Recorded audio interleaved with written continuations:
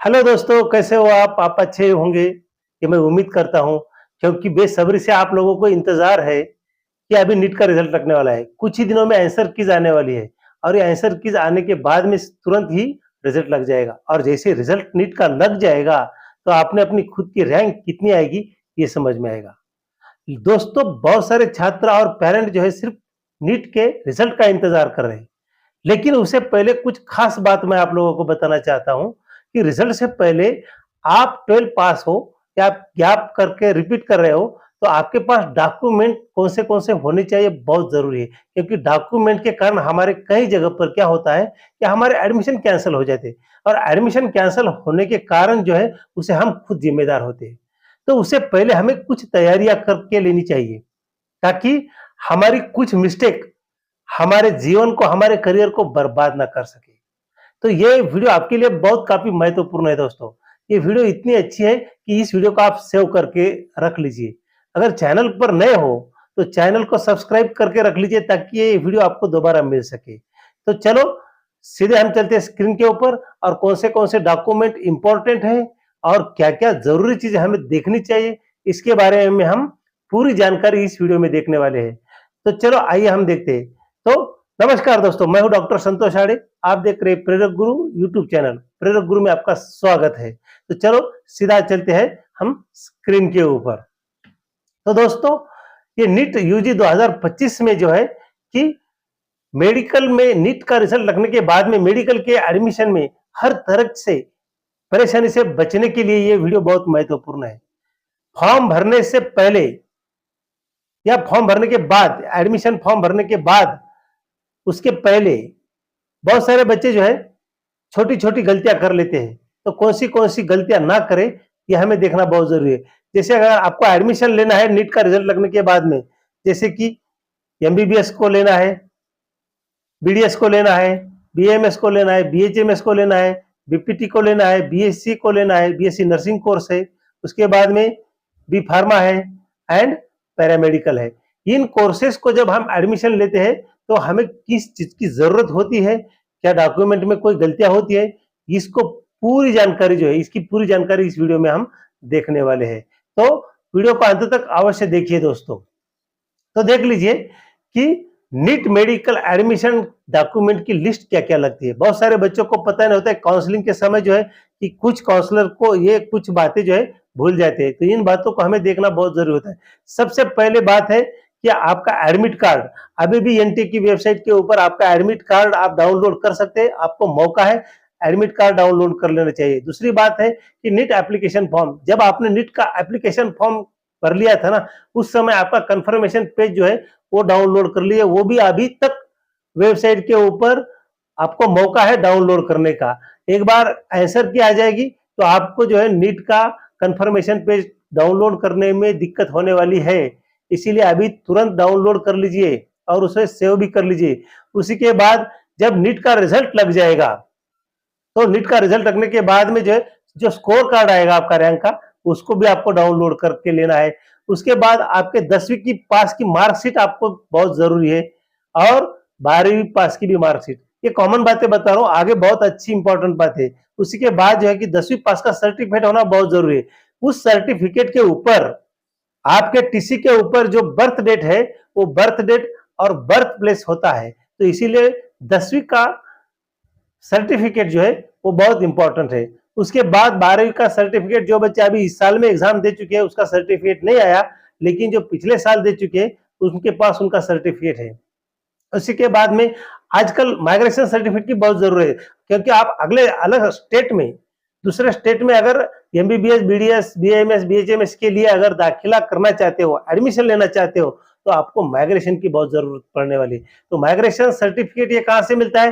तो आप जब 12 पास होते हो तो आपको बोर्ड प्रोवाइड कर देता है कि आपको वो माइग्रेशन सर्टिफिकेट दे देता है। उसी के बाद में लिविंग सर्टिफिकेट, यानी टीसी आपकी बराबर है या नहीं, उसी के ऊपर कुछ गलतियां है या कुछ नाम में चेंजेस है या कहीं पे अगर सिली मिस्टेक हो चुकी है, तो वो ध्यान से देख लीजिए। उसी के बाद में आपका डोमाइसियल, जिस स्टेट के आप है उस स्टेट का डोमिसाइल आप निकाल सकते हो। वो कहां से निकालना है, या आपको जानकारी आपके तहसील में मिल जाएगी, तहसील से डोमिसाइल निकालना है। हाँ, आधार कार्ड भी आपका बहुत जरूरी है, क्योंकि आइडेंटिटी कार्ड के लिए जो है कि कॉलेज का कार्ड नहीं देखा जाता है, आपका आधार कार्ड देखा जाता है। आधार कार्ड लेना बहुत जरूरी है। उसके बाद में गैप सर्टिफिकेट, जो बच्चे पिछले साल में 12वीं की एग्जाम दे चुके हैं, उन बच्चों को इस साल के लिए, जो 2023 में जिन्होंने 12वीं पास किए, उस बच्चों को इस साल में गैप सर्टिफिकेट लगने वाला है, और वो भी 500 के बाउंड के ऊपर। उसके बाद आपके पिताजी का इनकम सर्टिफिकेट होना बहुत जरूरी है, और कास्ट सर्टिफिकेट आपका अगर कैटेगरी में है तो कास्ट सर्टिफिकेट होना भी बहुत जरूरी है। उसी के बाद जब आप एमबीबीएस के लिए अप्लाई करते हो एडमिशन के लिए, तो किसी भी डॉक्टर का लेटर पैड के ऊपर आपको मेडिकल फिटनेस सर्टिफिकेट होना बहुत जरूरी है।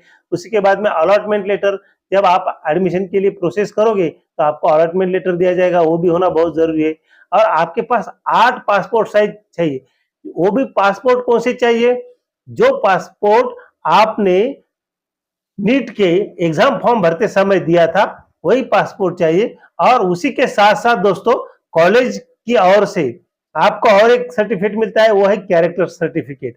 तो कैरेक्टर सर्टिफिकेट जो है आप कॉलेज से अवश्य लीजिए, ये भी बहुत जरूरी है। और उसी के बाद आपकी कास्ट वैलिडिटी हो चुकी है, अगर नहीं हुई है तो अभी भी आपके पास 15 दिन बाकी है, तो आप कास्ट वैलिडिटी तुरंत जो है आपके समाज कल्याण ऑफिस से कर सकते हो।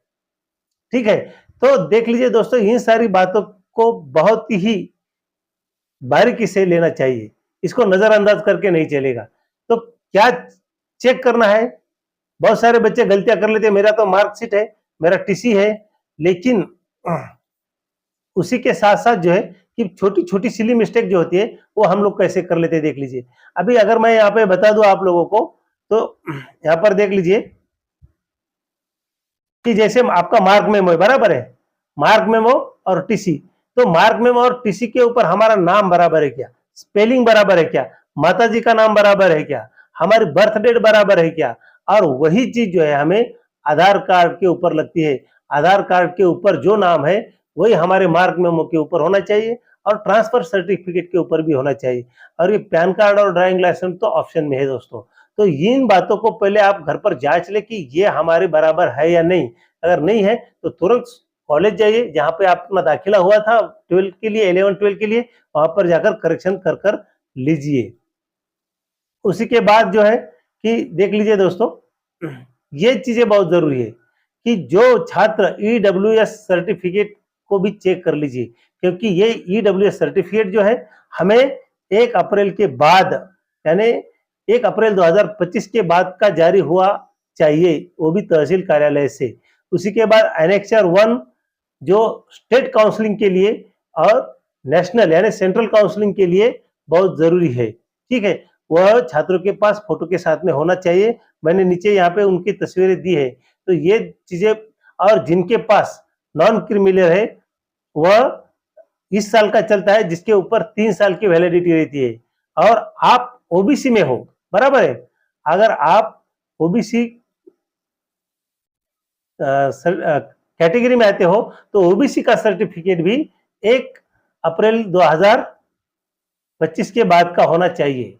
ये बहुत जरूरी है, नहीं तो ओबीसी का पिछड़ा मत निकाल लीजिए, अभी भी समय है, 4-5 दिन में तो आराम से निकल जाएगा तहसील में। ठीक है, तो आप ओबीसी का हो, ईडब्ल्यूएस सर्टिफिकेट हो, ये निकाल लीजिए, ये काउंसलिंग के समय बहुत जरूरी होती है। तो ये बातें महत्वपूर्ण है। उसी के बाद मैं अगली बात अगर आपको कहूं दोस्तों, तो जो छात्र, मैंने कहा ना कि जो छात्र रिजर्व कैटेगरी में आते हैं, जैसे ओबीसी में आते हैं, ओबीसी कैटेगरी में जो छात्र आते हैं, तो उन छात्रों को 1 अप्रैल के बाद, 1 अप्रैल 2025 के बाद का ओबीसी का सर्टिफिकेट चाहिए, जो आपको तहसील में बड़ी आसानी से मिल सकता है। उसी के बाद यहाँ पर बता कि इनकम सर्टिफिकेट जो है वह 31 मार्च 2026 तक की डेट इनकम सर्टिफिकेट के ऊपर होनी चाहिए, तो वो वैलिड होता है। जैसे वो भी हमें जो है तहसील से मिल जाता है। ये इनकम सर्टिफिकेट है दोस्तों, तो ये भी आपको तहसील से मिल जाएगा। और सिर्फ ये ईडब्ल्यूएस छात्रों को छोड़कर है, जो छात्र ईडब्ल्यूएस में आते हैं उनको इनकी जरूरत नहीं है।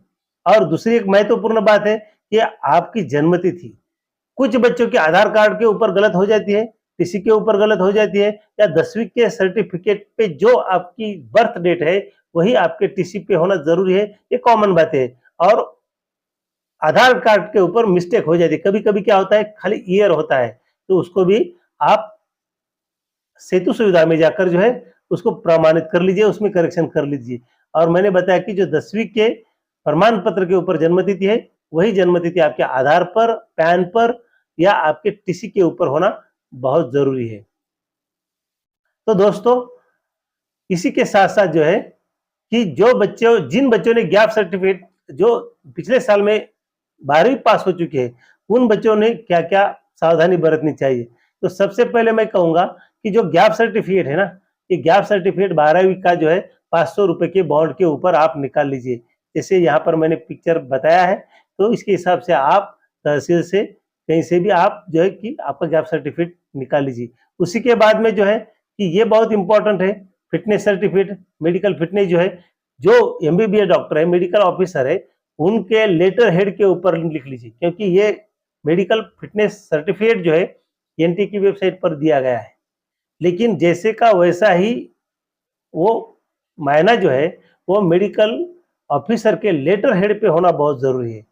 और ये मैंने बता दिया कि आपका इनकम सर्टिफिकेट जो है वो 31 मार्च 2026 तक का वैलिड चाहिए, वो भी आपको तहसील में निकल जाएगा। और यहाँ पर मैंने बताया है कि आपका जो मेडिकल सर्टिफिकेट है वो इस प्रकार से होता है, उसको लेटर हेड के ऊपर प्रिंट करवा लीजिए। और पिछले वर्ष जिस बच्चों के साथ पास नेशनलिटी, डोमिसाइल और बर्थ सर्टिफिकेट जो तहसील का है, वो अगर 2 साल पुराना भी हुआ तो चलता है, उसमें कोई दिक्कत नहीं है। तो ये डॉक्यूमेंट बहुत सावधानी से पहले जांच कर ले, अभी भी आपके पास समय है क्योंकि इंतजार 14 जून तक हमें करना है। 14 जून तक 100% नीट का रिजल्ट लगने वाला है और 5 तारीख के पहले या उसके बाद 1-2 दिन में आंसर के आने की संभावना है। तो दोस्तों, मैं ये उम्मीद करता हूँ कि मेरा काम है कि उम्मीद जो अपने कैंडिडेट है उनका कर्तव्य है कि दस्तावेज के बारे में सब कुछ जांच ले। और मेरा कर्तव्य यह बनता है कि हर स्टूडेंट को किसी भी विसंगति को ठीक करने के बारे में उनको गाइडलाइन करना। तो दोस्तों, ये वीडियो अगर आपको पसंद आया है तो इसको लाइक, शेयर और सब्सक्राइब अवश्य करें। मिलते हैं ऐसे ही नए वीडियो के साथ में, तब तक के लिए धन्यवाद।